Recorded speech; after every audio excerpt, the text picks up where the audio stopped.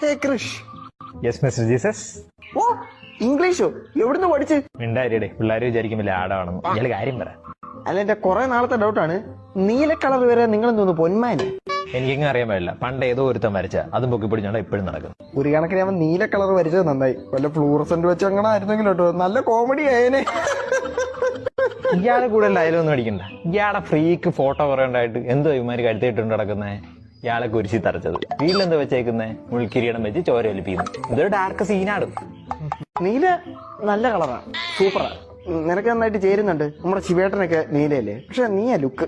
നിങ്ങൾ രണ്ടാളും കൂടി എന്തൊക്കെയാണ് ഈ വിളിച്ച് പറയണത്? നിങ്ങൾക്കൊക്കെ സുഖമല്ലേക്കാ? നിങ്ങളെ ആരും കാണാത്തോണ്ടേ നിങ്ങൾക്ക് ഈ കളറിന്റെ പ്രശ്നമൊന്നും ഇല്ലല്ലോ.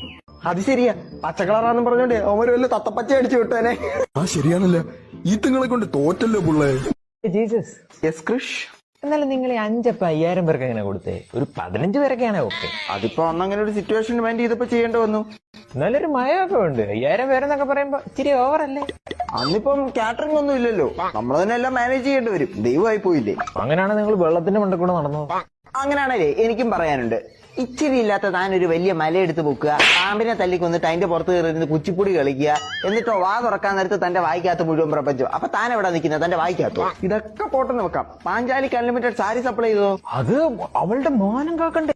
അയ്യേ, വലിയൊരു ബാഹുബലി വന്നിരിക്കുന്നു. എന്നിട്ടായിരിക്കും പണ്ട് പെണ്ണുങ്ങൾ കുളിക്കാൻ നേരത്ത് കുളിക്കടവിൽ നിന്ന് തുണി എടുത്തോണ്ട് പോയി മരത്തെ തൂക്കിയിട്ടിരുന്ന് സീൻ പിടിച്ചത്. നമ്മളെന്തൊക്കെയാ പറയുന്നേ? നമുക്ക് എന്തേ പറ്റിയേ? ആ, അത് ശരിയാണല്ലോ.